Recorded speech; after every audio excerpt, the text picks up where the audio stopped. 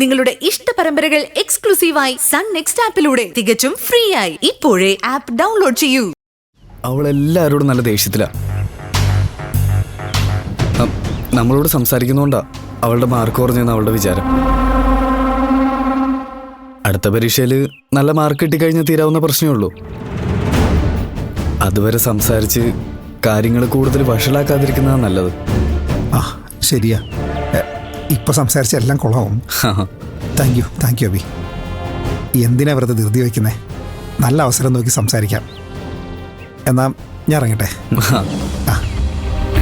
By.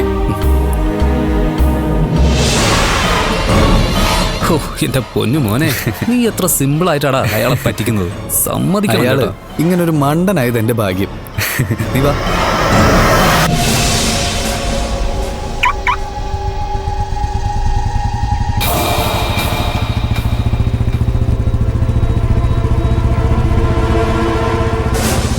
ഗിരി,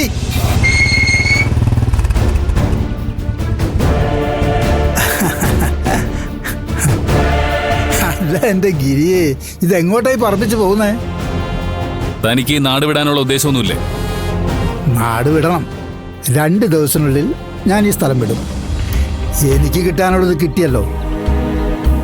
അതേടാ മോനെ, സഞ്ജയ് എനിക്ക് തരാനുള്ളതൊക്കെ തന്നു. പക്ഷേ അതിൽ കുറച്ചുകൂടെ ബാക്കി തരാനുണ്ട്. അത് തന്നു തീർക്കുന്നവരെ അവൻ്റെ കാറ് ഞാനിങ്ങ് എടുക്കുകയാണെന്ന് പറഞ്ഞു. പാവം, അവൻ എന്തു ചെയ്യാനാ?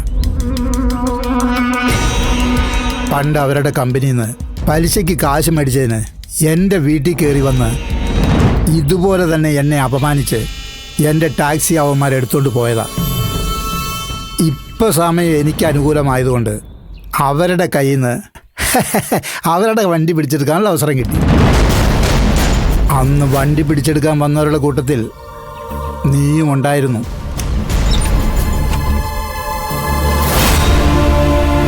അതിന് എടോ, കാശ് കടം വാങ്ങുകയാണെങ്കിൽ അത് തിരിച്ചടയ്ക്കാനുള്ള കഴിവുണ്ടായിരിക്കണം. അതില്ലെങ്കിൽ ചിലപ്പോൾ വണ്ടി പിടിച്ചുകൊണ്ട് പോയെന്നൊക്കെ ഇരിക്കും. തന്നോടും കുടുംബത്തോടും സഹതാപം തോന്നിയതുകൊണ്ട് മാത്രമാ ആ കേസ് തന്നോട് ഏറ്റെടുക്കാൻ ഞാൻ പറഞ്ഞത്.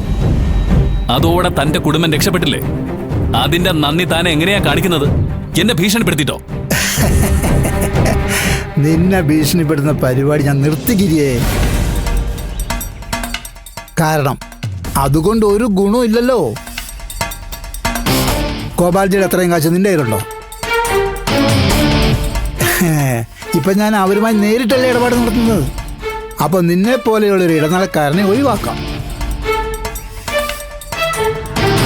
എന്തായാലും ഒരു കാര്യം ഉറപ്പാ, നീ എൻ്റെ ജീവിതത്തിലേക്ക് ഭാഗ്യവുമായിട്ടാണ് കയറി വന്നത്. നിന്നെ കണ്ടുമുട്ടിയതിന് ശേഷം എനിക്ക് വെച്ചടി കയറ്റമായിരുന്നു. അതെ, എനിക്ക് ആവശ്യമുള്ള കാശ് കിട്ടിയ സ്ഥിതിക്ക് മഞ്ജുവിൻ്റെ മുന്നിൽ പെടാതെ ഞാൻ നോക്കിക്കോളാം. ഇനി അവളെന്നെ കണ്ടുപിടിച്ചാലും നിന്റെ പേര് ഞാൻ പറയില്ല ഗിരിയെ. അതുപോലെ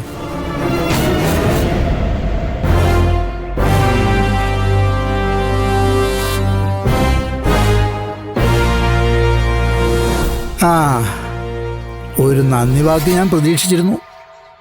പോട്ടെ, നീ നല്ലൊരു കളിക്കാരനാണെന്ന് എനിക്കറിയാലോ. അതുകൊണ്ട് ആ നന്ദി ഞാനങ്ങ് വരവ് വെച്ചിരിക്കുന്നു. എന്നാ ശരി, പോയിട്ട് ഒരുപാട് കാര്യങ്ങളുണ്ട്. നമുക്ക് പിന്നെ കാണാം.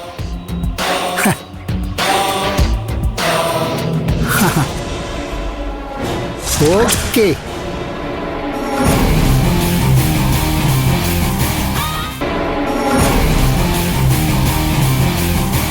നമുക്കിനിയും കാണണം മോനെ.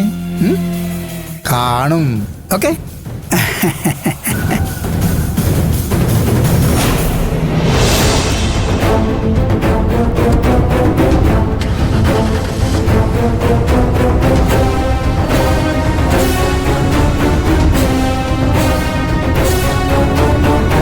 എടാ, അതാ പീതാംബരനല്ലേ? അതെ. അയാളെന്താ നിന്നോട് പറഞ്ഞത്? മഞ്ജുവിനെ പറ്റി അന്വേഷിച്ചത്. അയാൾക്ക് മാധവൻ സാറിനെ അറിയാതെ കൊന്നതിൽ വിഷമമുണ്ടെന്ന്. ഇപ്പം വന്ന് മാപ്പ് പറഞ്ഞിട്ട് ഒരു കാര്യമില്ലെന്ന് ഞാൻ പറഞ്ഞു. അതിന് അയാളുടെ മുഖത്ത് കുറ്റബോധ പേടിയൊന്നും ഉണ്ടായിരുന്നില്ലോ.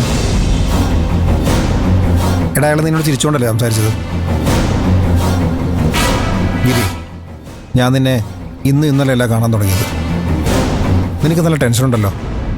എടാ, നീ എന്തോ വിളിക്കുന്നുണ്ട്. അതെന്താന്ന് എന്നോടെങ്കിലും ഒന്ന് പറ. ഞാൻ എന്ത് വിളിക്കാനടാ? നമ്മൾ തമ്മിൽ രഹസ്യമൊന്നുമില്ലല്ലോ.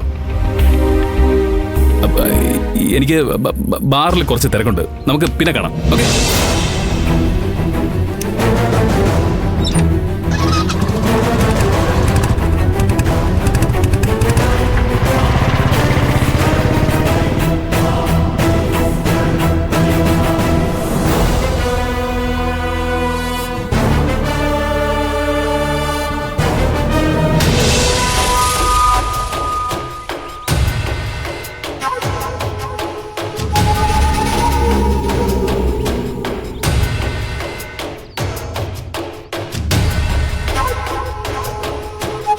എന്തെങ്കിലും വന്ന് കഴിക്കും മോളെ. എന്തിനാ? ഇനിയും തല്ലുകൊള്ളാനുള്ള ആരോഗ്യം കിട്ടാനായിരിക്കും അല്ലേ? നിനക്ക് നന്നായി വിഷമം ഉണ്ടായിന്ന് എനിക്കറിയാം. ഞാൻ നിന്നെ തല്ലിയില്ലായിരുന്നെങ്കിലേ മഹിമ അത് ചെയ്തേനെ. അതാണോ നിനക്ക് കൂടുതൽ നന്നായിട്ട് തോന്നിയത്? എന്റെ അമ്മ എനിക്ക് വേണ്ടി സംസാരിക്കായിരുന്നു വേണ്ടത്. പക്ഷെ അമ്മ എന്നെ കൈവിട്ടു. എല്ലാവരുടെയും മുമ്പിൽ വെച്ച് എന്നെ തല്ലുമ്പോ അമ്മയ്ക്ക് ഒരു വിഷമം ഉണ്ടായിരുന്നില്ലേ? വിഷമം തോന്നാഞ്ഞിട്ടല്ല, പക്ഷെ ഞാൻ ശരിയുടെ ഭാഗത്ത് നിൽക്കുന്ന നല്ലൊരു അമ്മായിയമ്മയാണെന്ന് അവരെ കാണിക്കണമായിരുന്നു. ന്യായം ഗിരിയുടെ ഭാഗത്തായിരുന്നു. അവരുടെ ബെഡ്റൂമിൽ മോഷ്ടിക്കാൻ എന്നതുപോലെ നീ കയറിയത് തെറ്റ് തന്നെയാ. അപ്പൊ ഗിരിയേട്ടൻ എന്റെ ഫോൺ തട്ടിപ്പറിച്ചെടുത്തതോ? എന്താ അമ്മ ഒന്നും മിണ്ടാത്തെ?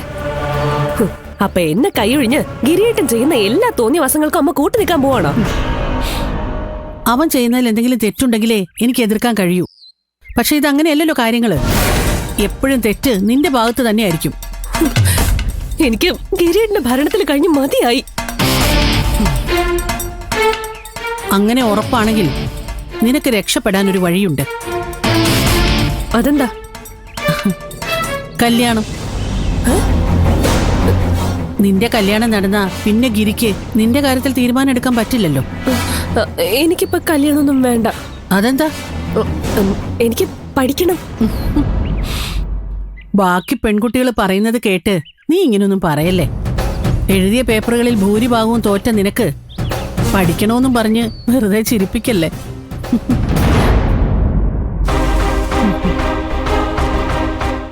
അമ്മ പറയുന്നത് കേൾക്ക്. കല്യാണം കഴിക്കുന്നതാണ് നിനക്ക് ഏറ്റവും നല്ലത്. നീ ആഗ്രഹിക്കുന്നത് പോലെ നിനക്ക് ഇവിടുന്ന് രക്ഷപ്പെടാം.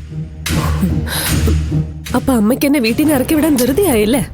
ഞാൻ പറയുന്നത് അതിനുവേണ്ടിയാണെന്നാണോ തോന്നുന്നത്? ഇപ്പോഴാണെങ്കിൽ നിന്റെ കല്യാണത്തിന് കാശ് മുടക്കാൻ ഗിരി തയ്യാറാവും. കുറച്ചുകൂടെ കഴിഞ്ഞ മഞ്ജു കൂടുതൽ അവനെ നിയന്ത്രിച്ച് നിന്റെ കല്യാണം നടത്താൻ കാശ് ചെലവാക്കേണ്ട കാര്യമില്ലെന്ന് അവൻ തീരുമാനിച്ചാൽ തീർന്നു. എന്ത് തീർന്നു?